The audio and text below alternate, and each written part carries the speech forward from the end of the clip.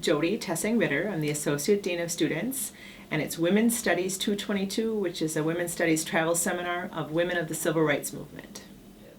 For Women of the Civil Rights Movement, we use a 10-day travel experience to help augment the coursework that we do.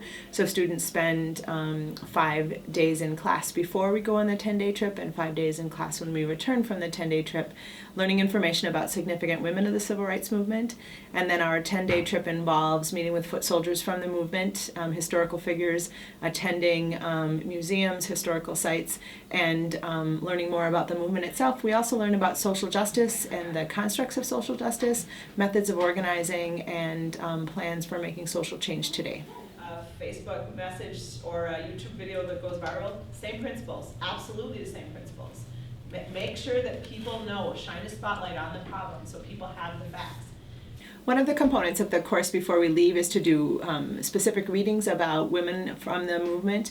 Many of these women the students have not learned about in their history courses or in their introduction to this point about the Civil Rights Movement, and so it's an opportunity for them in mostly first-person accounts. We read a lot of autobiography accounts of their experience, and then we'll deconstruct that in discussion.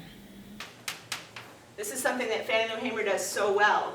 She meets basic needs of the people she's serving before she even starts to talk about literacy or voting rights, right? So they're working at the grassroots level to make sure that people's basic needs are met.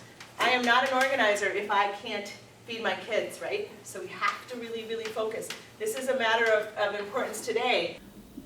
We have a number of objectives for the course. Primarily, I want them to understand that they should be really critical of the history that they consume, and that they be critical thinkers and eager to learn from history to help shape the future. And we also hope that students will learn how to become change agents and learn social justice principles and mechanisms of social change so that they can learn from the people who made change in our past so that we can make the world better for the future.